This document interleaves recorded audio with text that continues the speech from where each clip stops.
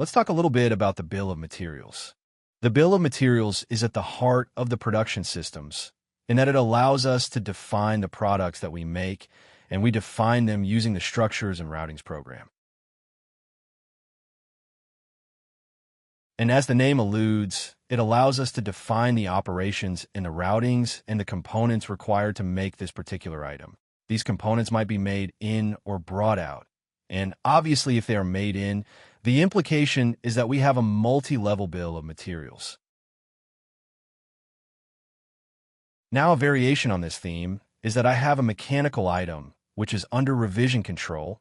It then controls whether this item can be maintained from a revision point of view. This item is not open for revision control, so it's unavailable for me. I can review prior revisions of this particular item, but the maintenance of this bill of material is severely limited and controlled by the revision control process.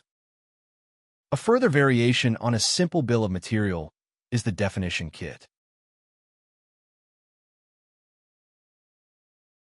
Kits are a list of components, and it allows us to define whether they are optional or mandatory components, and typically used for sales order entry.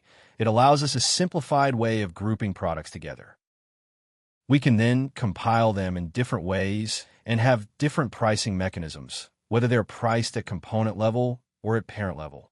When we're doing batch-based bills of material, things are slightly different.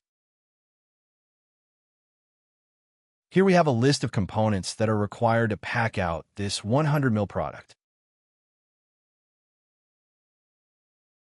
The base of this product is then looked at in a very different way in that the components here might be in percentages. So we might have a percentage bill of material, and we can look at specific gravities in the operations.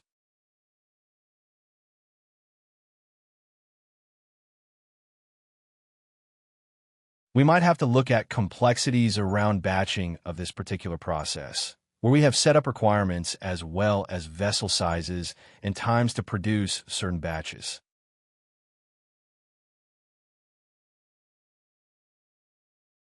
This obviously needs to also result in a detailed costing, and depending on a unit of measure, we need to be able to run a costing query so that we can see what the breakdown is of the cost of this particular item.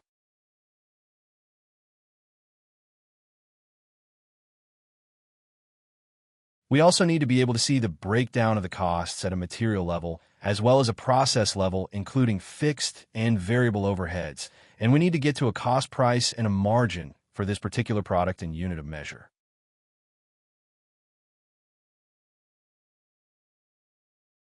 The final variation is where we have multiple inputs and multiple outputs in a bill of material. If we look at something which I'm terming a notional parent, here we have a good example in plastics where I have plastic inputs and they go into a mold, and then I have multiple outputs. The parent in this case is not the ultimate endpoint of this particular bill of material that resides in the coproducts.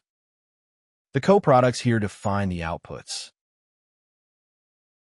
Here it makes sense in that I'm getting a lid and a bottle out of a particular mold, and the material consumption is not equal, and I then have a material consumption in different percentages, but my labor to do these different components is the same. So it just allows me that multiple into the process, multiple out of the process. This also allows me to handle complex environments where I, for example, am processing a carcass of an animal carcass, and I'm getting multiple outputs out of a single carcass input.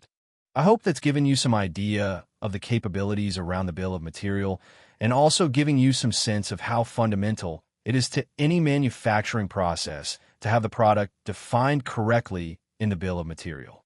Thank you very much.